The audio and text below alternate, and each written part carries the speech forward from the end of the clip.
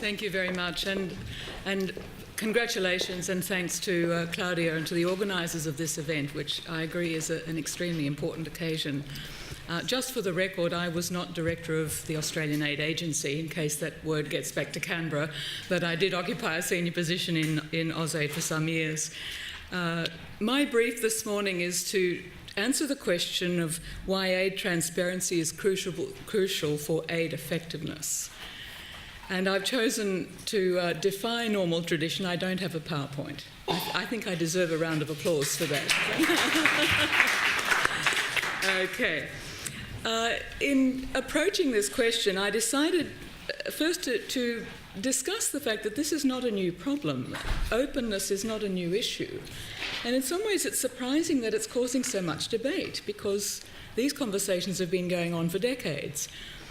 But rather than rehearse the history of freedom of information and right to information and so on, I think we probably should start by recalling the frustrations that each one of us have had not having the information that we needed for a particular project.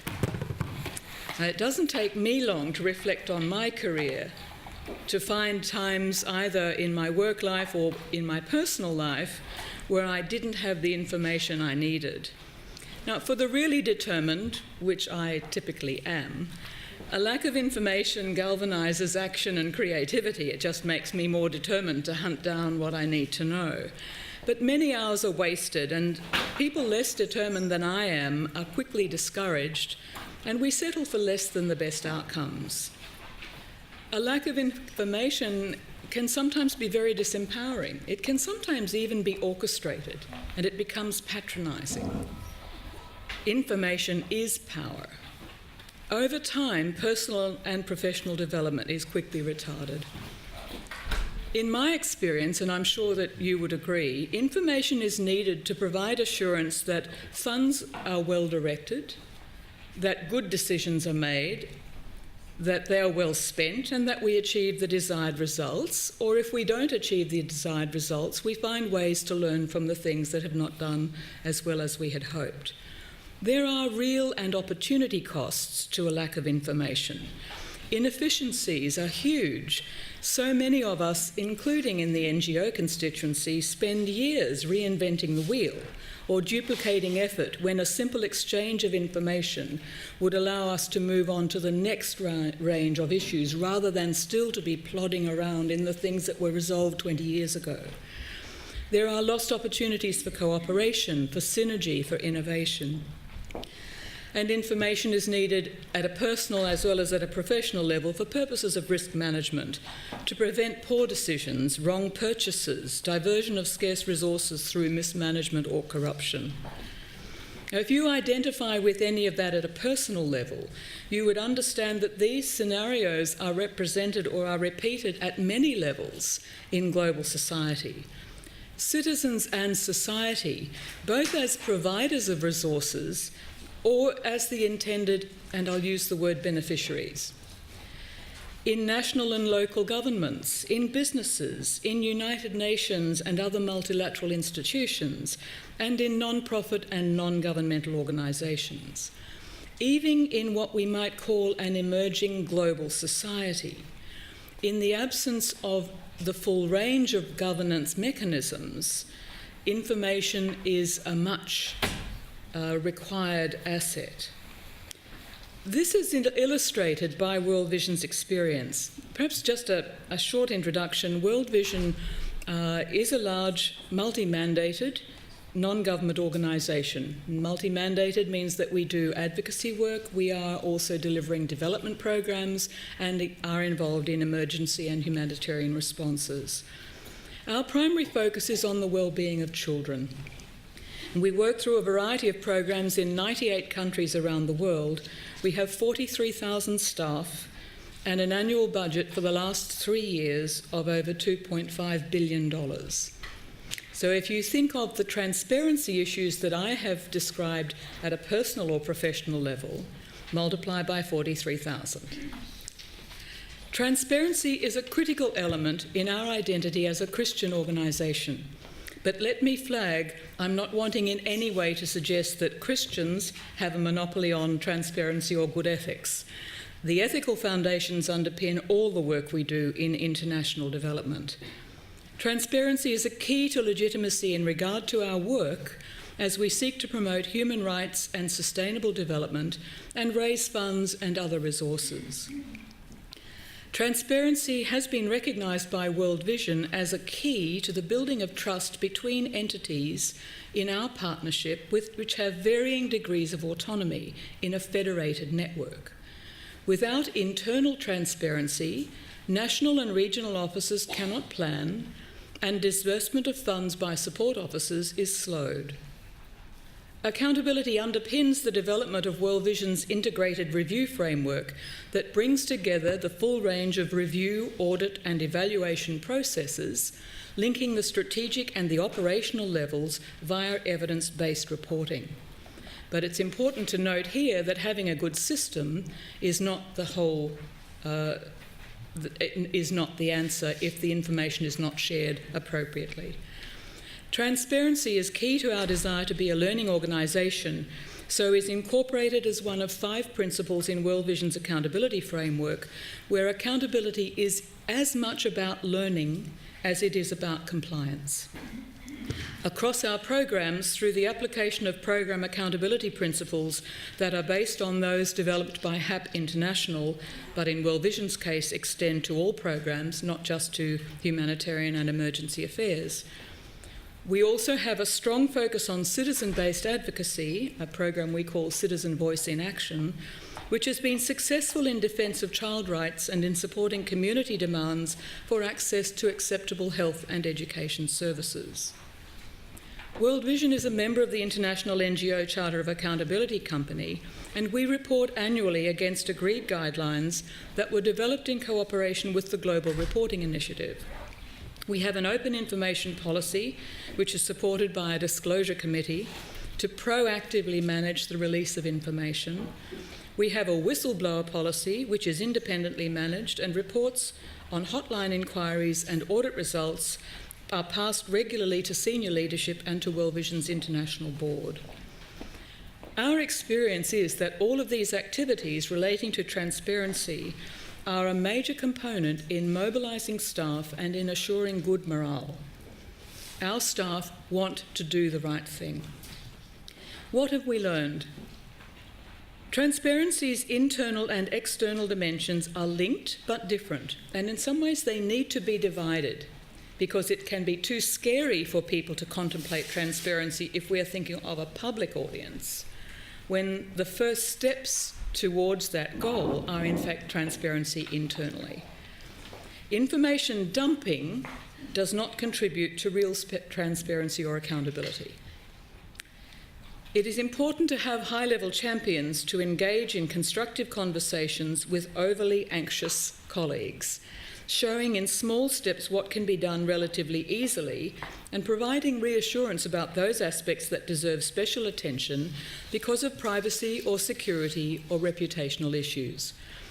We need also to anticipate the reactions of potential spoilers. Resource considerations are real and legitimate, but concerns frequently reflect issues of proportionality or appropriateness rather than any resiling from the principles of accountability and transparency.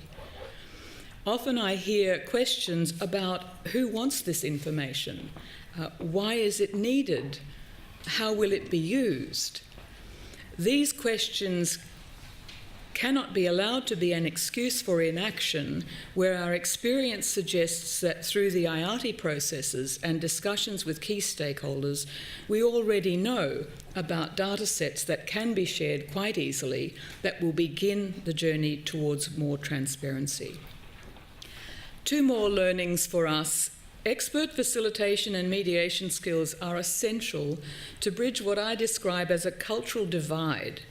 It exists between supporters of transparency and critics, but it also exists between the different disciplines and agendas that are involved. And so first steps towards greater transparency in World Vision necessarily involve discussions with colleagues from our legal department, colleagues from marketing, colleagues from advocacy and communication, colleagues from programming, people in management functions, including finance and human resources, and our accountability champions, and so on. This isn't an easy task, and it is one that takes time, and that will be probably several steps forward and some back, but it's a question of perseverance. And finally, to say transparency for World Vision, we've found that it has to be meaningful and managed responsibility to get the traction we need. Its value in terms of good governance, improved strategies and planning, better results and motivation are evident to us already. But are we there yet? No, we're not. Transparency is not a destination, it's a journey. Staff change, situations change all the time. It's a constant process for us to refresh our commitment to the open information and transparency goals, and to make sure that we are actively engaging with all of our staff in this process. But let me conclude by saying World Vision is one of many NGOs who are already on this path, but we are looking for leadership, and in an increasingly complex world, that leadership must come from the instruments of state government. And that's why we're very supportive of leadership from governments towards the transparency goals, so that we can then extend this process to other stakeholders in the relief and development industry. Please be reminded, I'm not suggesting that World Vision had this nut cracked, that we've solved this problem. We began only a couple of years ago with real determination towards the transparency issues, and we have some way to go. But we're delighted to be part of a community of citizens, of representatives of business, academe, governments and other NGOs who share this purpose. Thank you very much.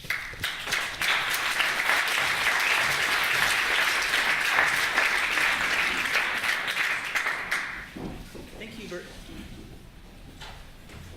I thought I'd make a quick escape, but it didn't work. No getting away yet. Thank you very much for this very interesting presentation. Are there any questions in the audience? No, and let me start with one question. I found it very interesting that you said we cannot have information dumps, so we basically just don't have information. And Owen Barter, who's an open advocate for openaiddata, he says also, don't tell, but show the information. So basically he says like press releases and annual reports and those things are just one mean of presenting data. And that's maybe what he meant with information dump. What do you mean by this information dump, and how can that be different with open data? I think the first qualification in terms of information dumping has to do with what you've just described, which is access.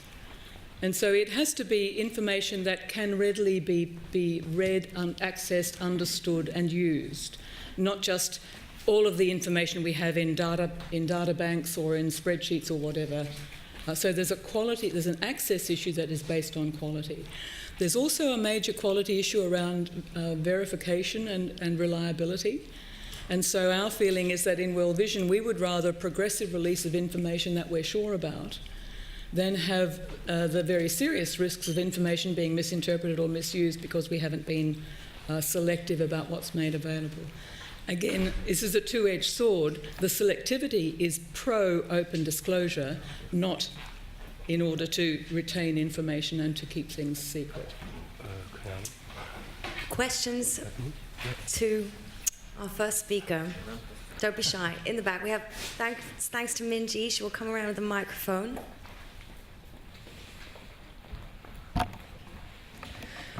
I have a questions about the costs of transparency and open data policy. Do you have any experiences? Because in my organization, I work for a Christian Blind Mission. It is that we also want to keep our admin costs quite low, and providing data and preparing the data for being published and so on, it also involves quite a number of staff, and I would like to hear some of your experience. Thank you. Let me share 3 points on that score. The first, I think, would be to start with World Vision. One of the things that we've done over the last couple of years is to rationalise the audit, review and evaluation processes that had grown up over the years, because we had ended up with a very heavy load coming from the centre of World Vision to our colleagues in the field, to the point that they were saying, you know, we don't have time to actually do the work now because we're so busy preparing reports for central office. And so I think we do have to be quite conscious of a stewardship issue here. And this is what I was referring to when I talked about the resources being a serious issue. It's not an excuse.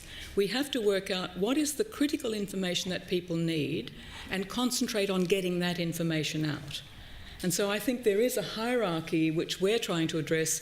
If there is low-hanging fruit, if there is information readily accessible that's relevant and useful, let's get that out there. If there is information that is needed but is currently embedded deep in the organisation, then we have to find ways to bring that forward. But when I said it's a process that has to be managed responsibly, I was referring to organisations having to find their own path around what information is needed and how that can be made available, and it will not be done overnight.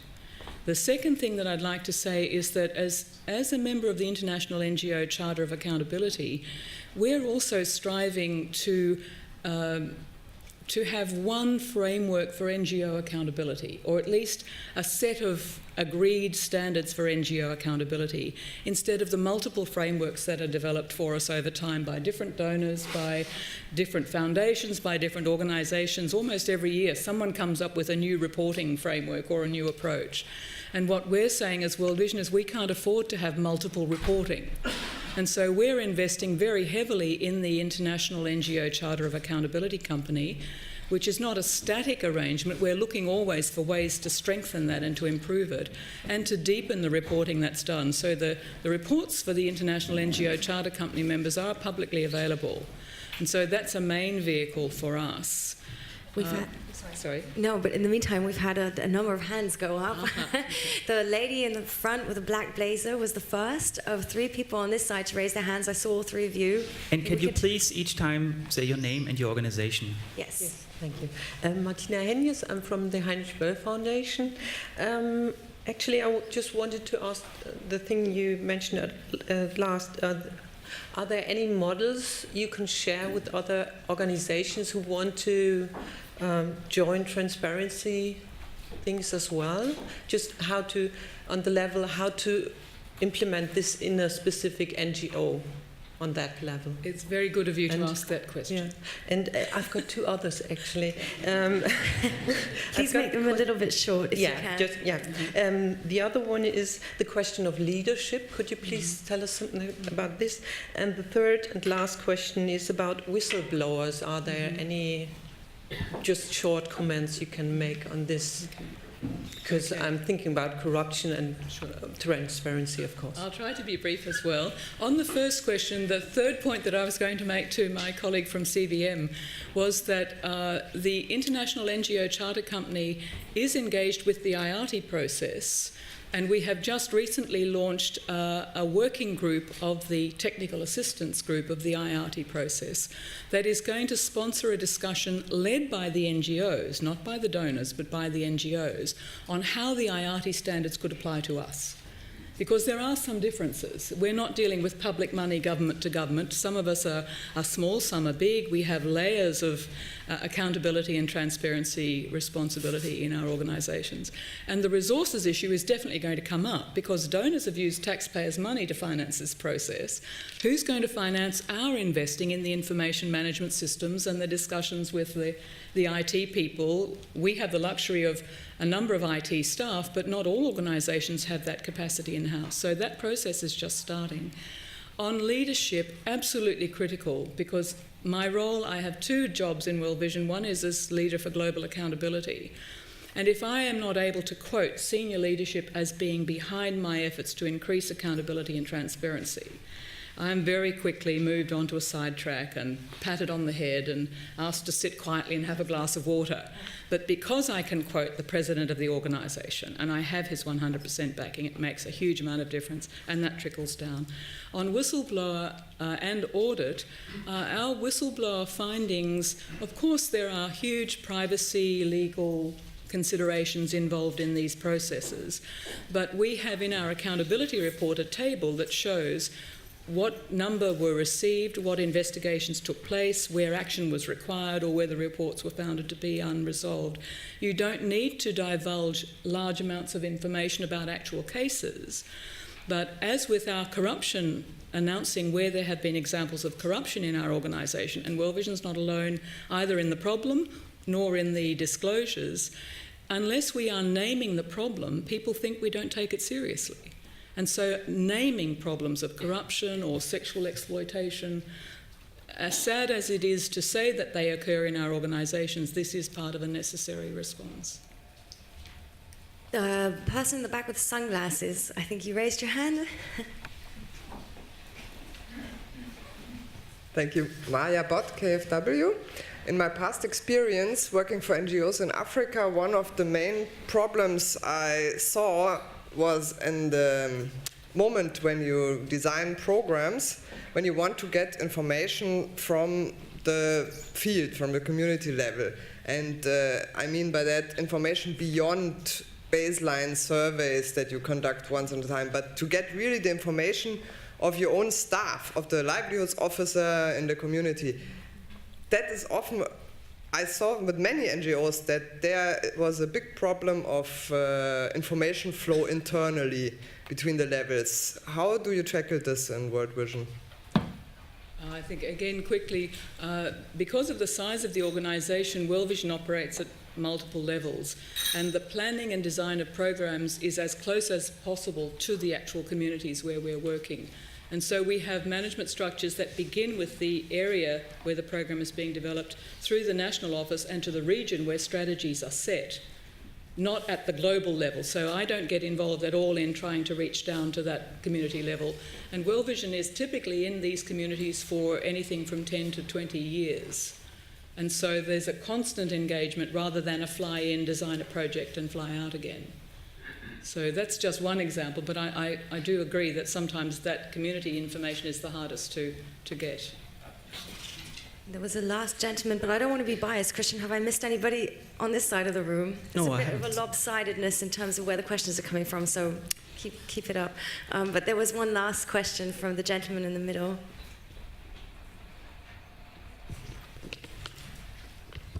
Thank you. My name is Zoltan Ferenczi. I work for a Berlin-based think tank called the Better Place Lab. And at my organization, we're very much interested in promoting citizen agency in the area of project monitoring and evaluation. And if I understood correctly, you mentioned citizen voice advocacy as a core element of your work. I'd like to know more about that. Thank you. Okay. I wonder whether that might be one that could be taken offline, because I'm not sure that it's as relevant to the transparency agenda, but I'd be very happy to discuss how we do that, and perhaps I could share some documents with you as well, if that's all right. Yeah, and anybody else who's interested in that, perhaps then link up with the two of you when you Definitely. talk about that a little later on. Okay, Is that okay? Thanks. Okay. Thank you so much, Thank you very Beris. much.